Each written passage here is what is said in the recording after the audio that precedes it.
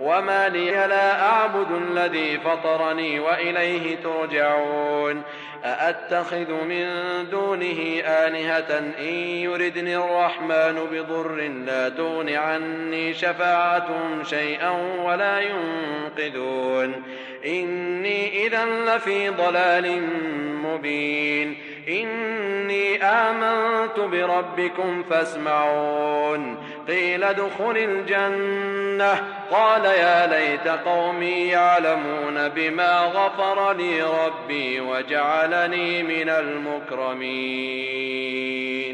وما أنزلنا على قومه من بعده من جند من السماء وما كنا منزلين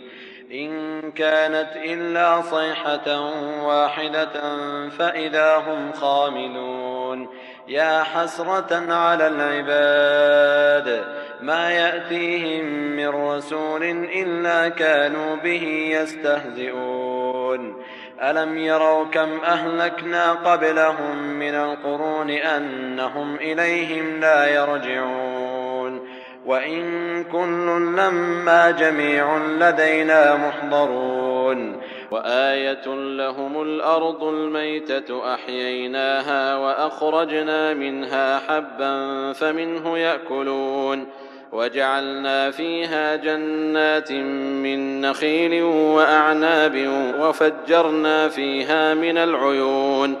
ليأكلوا من ثمره وما عملته أيديهم أفلا يشكرون سبحان الذي خلق الأزواج كلها مما تنبت الأرض ومن أنفسهم ومما لا يعلمون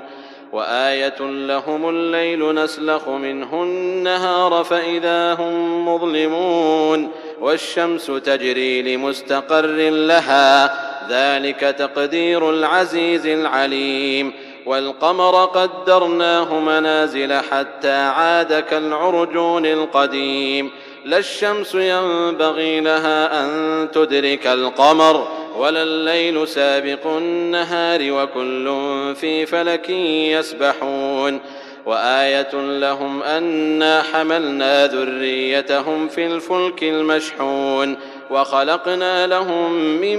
مثله ما يركبون وإن نشأ نغرقهم فلا صريخ لهم ولا هم ينقذون إلا رحمة منا ومتاعا إلى حين وإذا قيل لهم اتقوا ما بين أيديكم وما خلفكم لعلكم ترحمون وما تأتيهم من آية من آيات ربهم إلا كانوا عنها معرضين وإذا قيل لهم أنفقوا مما رزقكم الله قال الذين كفروا للذين آمنوا أنطعم من لو يشاء الله أطعمه إن أنتم إلا في ضلال مبين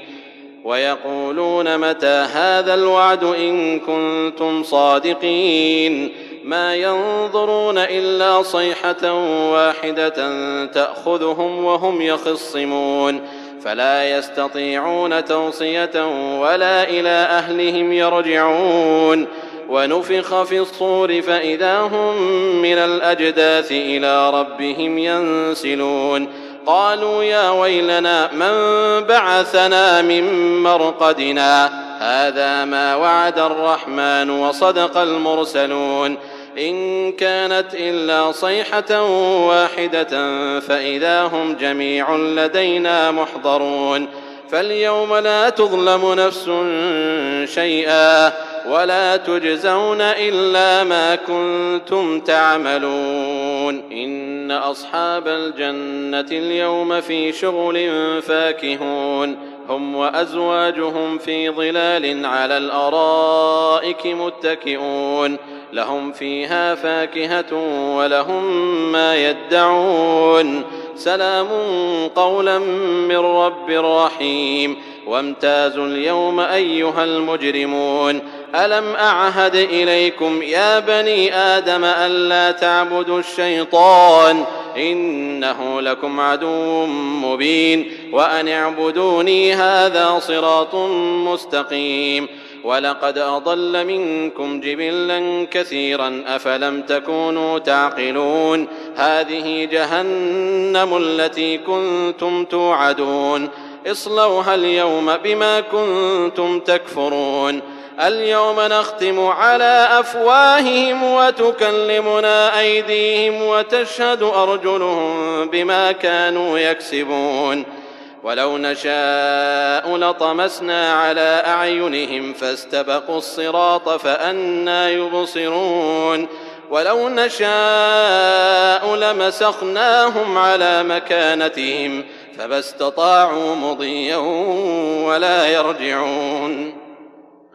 ولو نشاء لمسخناهم على مكانتهم فما استطاعوا مضيا ولا يرجعون ومن نعمره ننكسه في الخلق أفلا يعقلون وما علمناه الشعر وما ينبغي له إن هو إلا ذكر وقرآن مبين لينذر من كان حيا ويحق القول على الكافرين أولم يروا أنا خلقنا لهم مما عملت أيدينا أنعاما فهم لها مالكون وذللناها لهم فمنها ركوبهم ومنها يأكلون ولهم فيها منافع ومشارب أفلا يشكرون واتخذوا من دون الله آلهة لعلهم ينصرون لا يستطيعون نصرهم وهم لهم جند محضرون فلا يحزنك قولهم إنا نعلم ما يسرون وما يعلنون أولم ير الإنسان أنا خلقناه من نطفة فإذا هو خصيم مبين وضرب لنا مثلا ونسي خلقه قال من يحيي العظام وهي رميم قل يحييها الذي أنشأها أول مرة وهو بكل خلق عليم الذي جعل لكم من الشجر الأخضر نارا فإذا أنتم منه توقدون أوليس الذي خلق السماوات والأرض بقادر على أن يخلق مثلهم بلى وهو الخلاق العليم إنما أمره إذا أراد شيئا أن يقول له كن فيكون فسبحان الذي بيده ملكوت كل شيء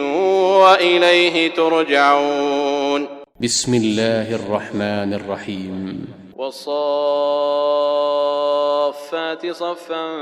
فالزاجرات زجرا فالتاليات ذكرا إن إلهكم لواحد رب السماوات والأرض وما بينهما ورب المشارق إنا زينا السماء الدنيا بزينة الكواكب وحفظا من كل شيطان مارد لا يسمعون إلى الملأ الأعلى ويقذفون من كل جانب دحورا ولهم عذاب واصب إلا من خطف الخطفة فأتبعه شهاب ثاقب فاستفتهم أهم أشد خلقا أم من خلقنا إنا خلقناهم من طين لازب بل عجبت ويسخرون وإذا ذكروا لا يذكرون وإذا رأوا آية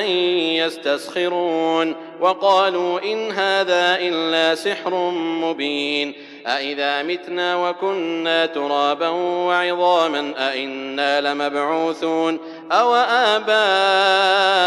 الأولون قل نعم وأنتم داخرون فإنما هي زجرة واحدة فإذا هم ينظرون وقالوا يا ويلنا هذا يوم الدين هذا يوم الفصل الذي كنتم به تكذبون احشروا الذين ظلموا وأزواجهم وما كانوا يعبدون من دون الله فاهدوهم إلى صراط الجحيم وقفوهم إنهم مسؤولون ما لكم لا تناصرون بل هم اليوم مستسلمون وأقبل بعضهم على بعض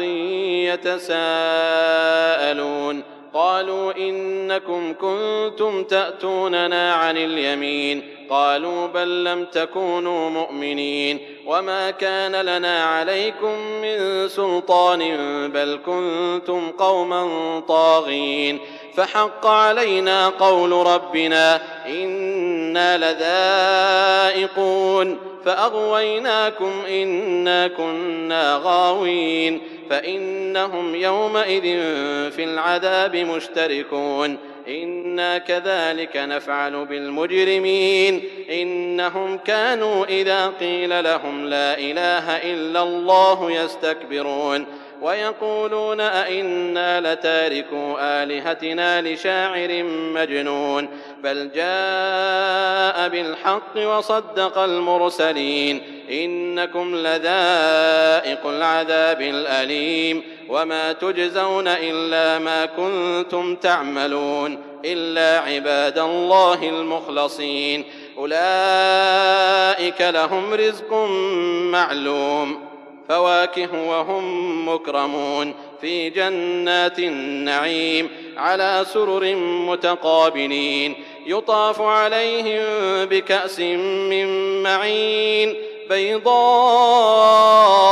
لذة للشاربين لا فيها غول ولا هم عنها ينزفون وعندهم قاصرات الطرف عين كأنهن بيض مكنون فأقبل بعضهم على بعض يتساءلون قال قائل منهم إني كان لي قرين يقول أئنك لمن المصدقين أئذا متنا وكنا ترابا وعظاما أئنا لمدينون قال هل أنتم مطلعون فاطلع فرآه في سواء الجحيم قال تالله إن كدت لتردين ولولا نعمة ربي لكنت من المحضرين أفما نحن بميتين إلا موتتنا الأولى وما نحن بمعذبين إن هذا لهو الفوز العظيم لمثل هذا فليعمل العاملون أذلك خير نزلا أم شجرة الزقوم إنا جعلناها فتنة للظالمين إنها شجرة تخرج في أصل الجحيم طلعها كأنه رؤوس الشياطين فإنهم لآكلون منها فمالئون منها البطون ثم إن لهم عليها لشوبا من حميم ثم إن مرجعهم لإلى الجحيم إنهم ألفوا آباءهم ضالين فهم على آثارهم يهرعون ولقد ضل قبلهم أكثر الأولين ولقد أرسلنا فيهم منذرين فانظر كيف كان عاقبة المنذرين إلا عباد الله المخلصين ولقد نادانا نوح فلنعم المجيبون ونجيناه وأهله من الكرب العظيم وجعلنا ذريته هم الباقين وتركنا عليه في الآخرين سلام على نوح في العالمين إنا كذلك نجزي المحسنين إنه من عبادنا المؤمنين ثم أغرقنا الآخرين وإن من شيعته لإبراهيم إذ جاء ربه بقلب سليم إذ قال لأبيه وقومه ماذا تعبدون أئفكا آلهة دون الله تريدون فما ظنكم برب العالمين فنظر نظرة في النجوم فقال إني سقيم فتولوا عنه مدبرين فراغ إلى آلهتهم فقال ألا تأكلون ما لكم لا تنطقون فراغ عليهم ضربا باليمين فأقبلوا إليه يزفون قال أتعبدون ما تنحتون والله خلقكم وما تعملون قالوا ابنوا له بنيانا فألقوه في الجحيم فأرادوا به كيدا فجعلناهم الأسفلين وقال إني ذاهب إلى ربي سيهدين رب هب لي من الصالحين فبشرناه بغلام حليم فلما بلغ معه السعي قال يا بني إني أرى في المنام أني أذبحك فانظر ماذا ترى قال يا أبت افعل ما تؤمر ستجدني إن شاء الله من الصابرين فلما أسلما وتله للجبين وناديناه أن يا إبراهيم قد صدقت الرؤيا إنا كذلك نجزي المحسنين إن هذا لهو البلاء المبين وفديناه بذبح عظيم وتركنا عليه في الآخرين سلام على إبراهيم كذلك نجزي المحسنين إنه من عبادنا المؤمنين وبشرناه بإسحاق نبيا من الصالحين وباركنا عليه وعلى إسحاق ومن ذريتهما محسن وظالم لنفسه مبين ولقد مننا على موسى وهارون ونجيناهما وقومهما من الكرب العظيم ونصرناهم فكانوا هم الغالبين وآتيناهما الكتاب المستبين وهديناهما الصراط المستقيم وتركنا عليهما في الآخرين سلام على موسى وهارون إنا كذلك نجزي المحسنين إنهما من عبادنا المؤمنين وإن إلياس لمن المرسلين إذ قال لقومه ألا تتقون أتدعون بعلا وتذرون أحسن الخالقين الله ربكم ورب آبائكم الأولين فكذبوه فإنهم لمحضرون إلا عباد الله المخلصين وتركنا عليه في الآخرين سلام على الياسين إنا كذلك نجزي المحسنين إنه من عبادنا المؤمنين وإن لوطا لمن المرسلين إذ نجيناه وأهله أجمعين إلا عجوزا في الغابرين ثم دمرنا الآخرين وإنكم لتمرون عليهم مصبحين وبالليل أفلا تعقلون وإن يونس لمن المرسلين إذ أبق إلى الفلك المشحون فساهم فكان من المدحضين فالتقمه الحوت وهو مليم فلولا أنه كان من المسبحين للبث في بطنه إلى يوم يبعثون فنبذناه بالعراء وهو سقيم وأنبتنا عليه شجرة من يقطين وأرسلناه إلى 100,000 أو يزيدون فآمنوا فمتعناهم إلى حين فاستفتهم ألربك البنات ولهم البنون أم خلقنا الملائكة إناثا وهم شاهدون ألا إنهم من إفكهم ليقولون ولد الله وإنهم لكاذبون أصطفى البنات على البنين ما لكم كيف تحكمون أفلا تذكرون أم لكم سلطان مبين فأتوا بكتابكم إن كنتم صادقين وجعلوا بينه وبين الجنة نسبا ولقد علمت الجنة إنهم لمحضرون سبحان الله عما يصفون إلا عباد الله المخلصين فإنكم وما تعبدون ما أنتم عليه بفاتنين إلا من هو صال الجحيم وما منا إلا له مقام معلوم وإنا لنحن الصافون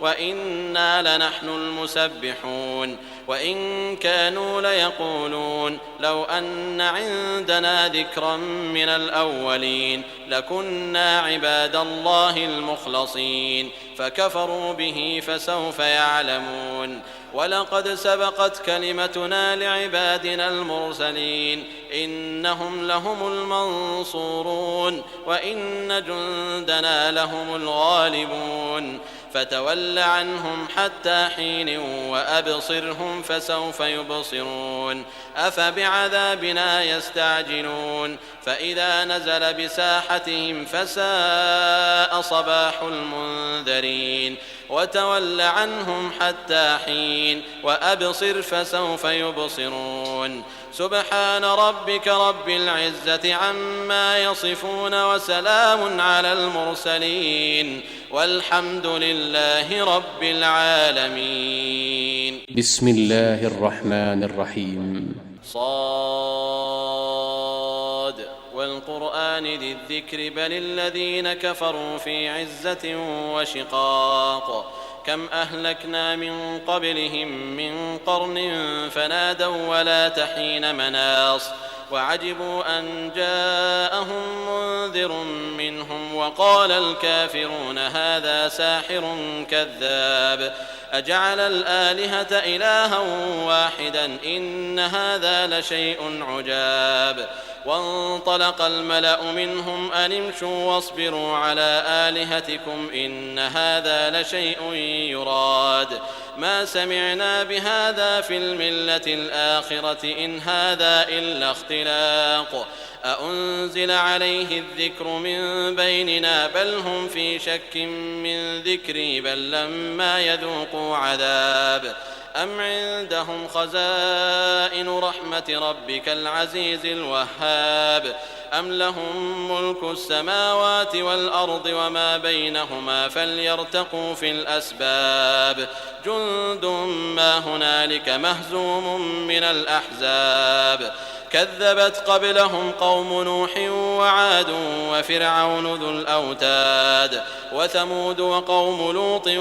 وأصحاب الأيكة أولئك الأحزاب إن كل إلا كذب الرسل فحق عقاب وما ينظر هؤلاء إلا صيحة واحدة ما لها من فواق وقالوا ربنا عجل لنا قطنا قبل يوم الحساب اصبر على ما يقولون واذكر عبدنا داود ذا الأيد إنه أواب إنا سخرنا الجبال معه يسبحن بالعشي والإشراق والطير محشورة كل له أواب وشددنا ملكه وآتيناه الحكمة وفصل الخطاب وهل أتاك نبأ الخصم إذ تسوروا المحراب إذ دخلوا على داود ففزع منهم قالوا لا تخف خصمان بغى بعضنا على بعض فاحكم بيننا بالحق ولا تشطط واهدنا إلى سواء الصراط إن هذا أخي له 99 نعجة ولي نعجة واحدة فقال أكفلنيها وعزني في الخطاب قال لقد ظلمك بسؤال نعجتك إلى نعاجه وإن كثيرا من الخلطاء ليبغي بعضهم على بعض إلا الذين آمنوا وعملوا الصالحات وقليل ما هم وظن داود أنما فتناه فاستغفر ربه وخر راكعا وأناب فغفرنا له ذلك وإن له عندنا لزلفى وحسن مآب يا داود إنا جعلناك خليفة في الأرض فاحكم بين الناس بالحق ولا تتبع الهوى فيضلك عن سبيل الله إن الذين يضلون عن سبيل الله لهم عذاب شديد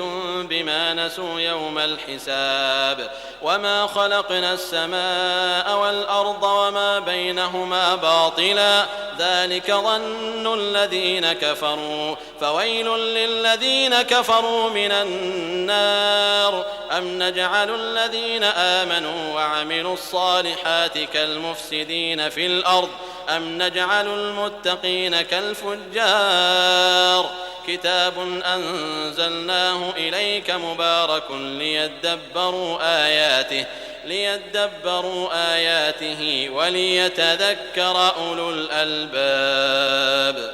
ووهبنا لداود سليمان نعم العبد إنه أواب إذ عرض عليه بالعشي الصافنات الجياد فقال إني أحببت حب الخير عن ذكر ربي حتى توارت بالحجاب ردوها علي فطفق مسحا بالسوق والأعناق ولقد فتنا سليمان وألقينا على كرسيه جسدا ثم أناب قال رب اغفر لي وهب لي ملكا لا ينبغي لأحد من بعدي إنك أنت الوهاب فسخرنا له الريح تجري بأمره رخاء حيث أصاب والشياطين كل بناء وغواص وآخرين مقرنين في الأصفاد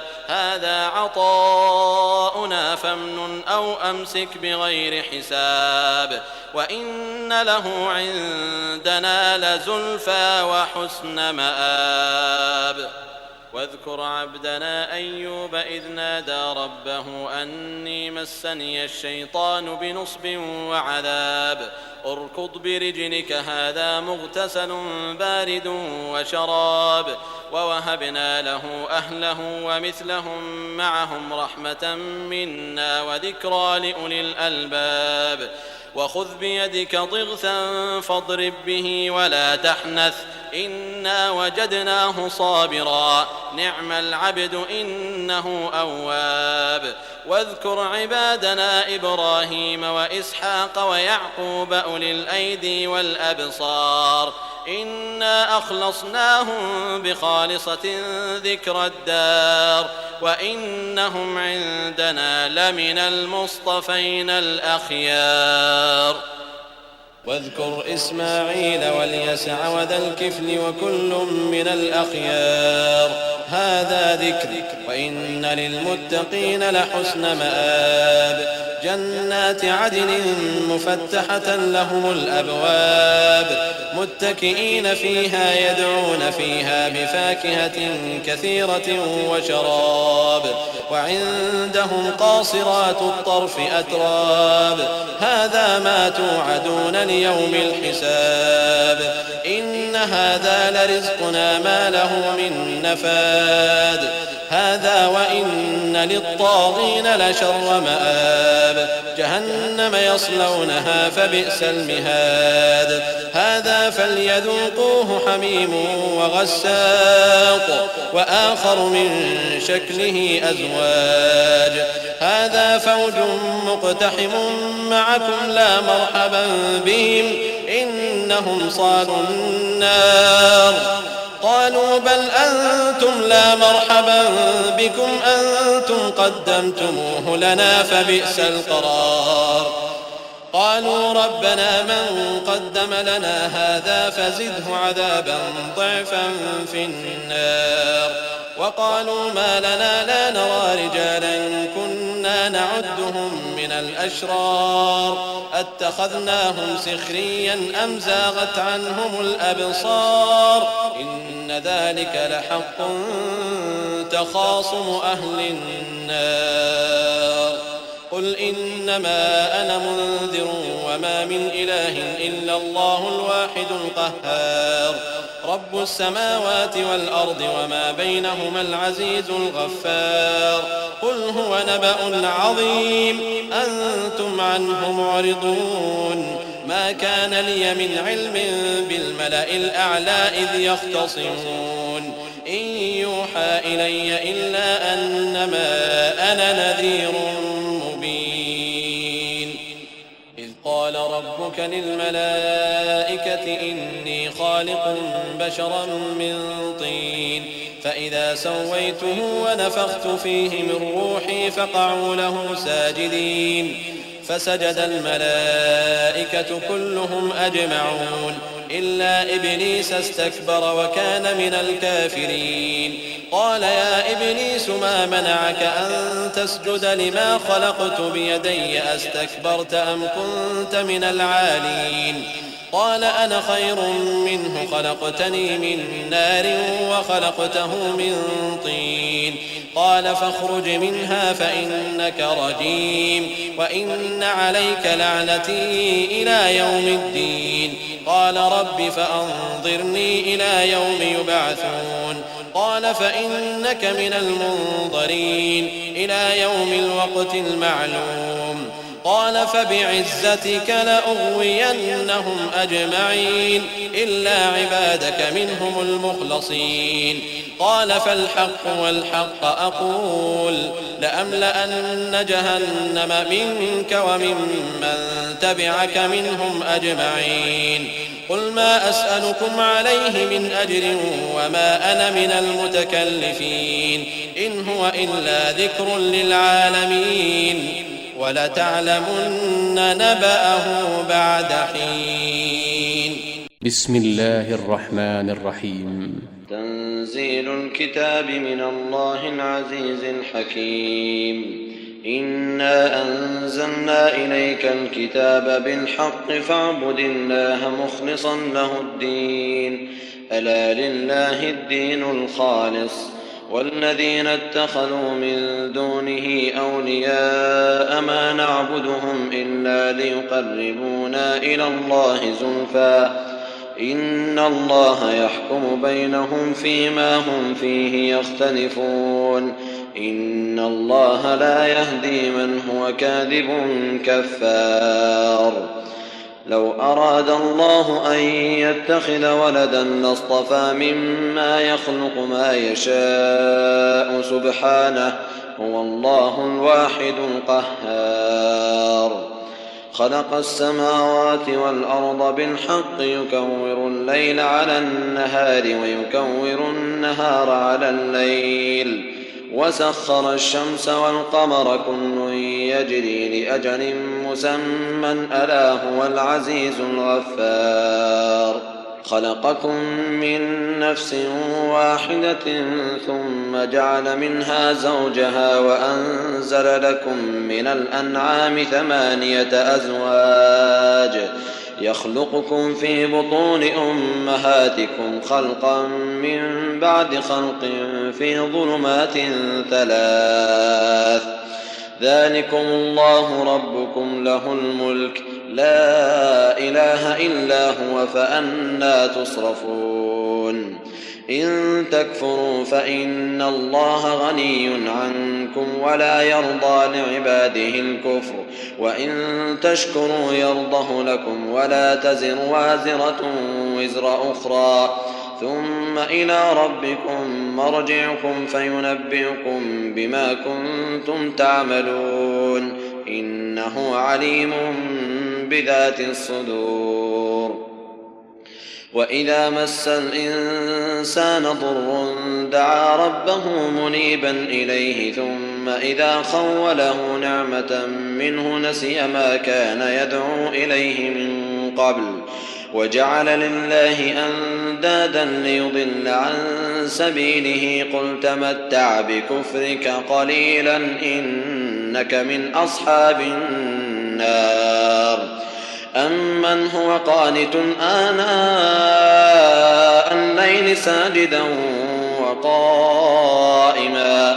يحذر الآخرة ويرجو رحمة ربه قل هل يستوي الذين يعلمون والذين لا يعلمون إنما يتذكر أولو الألباب.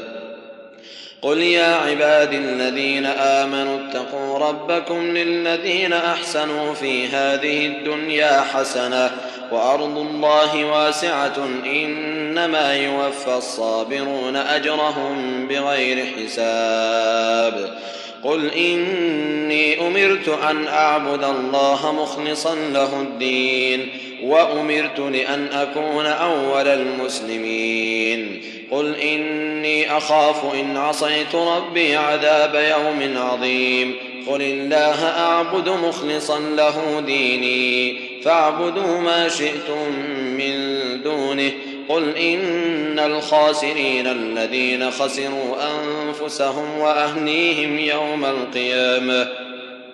ألا ذلك هو الخسران المبين. لهم من فوقهم ظلل من النار ومن تحتهم ظلل ذلك يخوف الله به عباده يا عباد فاتقون. والذين اجتنبوا الطاغوت أن يعبدوها وأنابوا إلى الله لهم البشرى فبشر عباد الذين يستمعون القول فيتبعون أحسنه أولئك الذين هداهم الله وأولئك هم أولو الألباب. أفمن حق عليه كلمة العذاب أفأنت تنقذ من في النار. لكن الذين اتقوا ربهم لهم غرف من فوقها غرف مبنية تجري من تحتها الأنهار وعد الله لا يخلف الله الميعاد. ألم تر أن الله أنزل من السماء ماء فسلكه ينابيع في الأرض ثم يخرج به زرعا مختلفا ألوانه ثم يهيج فتراه مصفرا ثم يجعله حطاما إن في ذلك لذكرى لأولي الألباب. أفمن شرح الله صدره للإسلام فهو على نور من ربه فويل للقاسية قلوبهم من ذكر الله أولئك في ضلال مبين.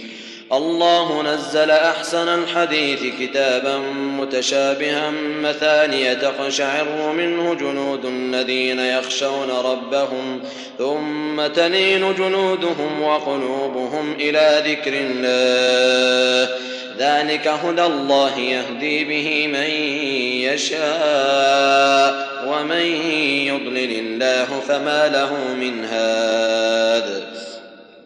أفمن يتقي بوجهه سوء العذاب يوم القيامة وقيل للظالمين ذوقوا ما كنتم تكسبون. كذب الذين من قبلهم فأتاهم العذاب من حيث لا يشعرون فأذاقهم الله الخزي في الحياة الدنيا ولعذاب الآخرة أكبر لو كانوا يعلمون. ولقد ضربنا للناس في هذا القرآن من كل مثل لعلهم يتذكرون قرآنا عربيا غير ذي عوج لعلهم يتقون. ضرب الله مثلا رجلا فيه شركاء متشاكسون ورجلا سلما لرجل هل يستويان مثلا الحمد لله بل أكثرهم لا يعلمون. إنك ميت وإنهم ميتون ثم إنكم يوم القيامة عند ربكم تختصمون.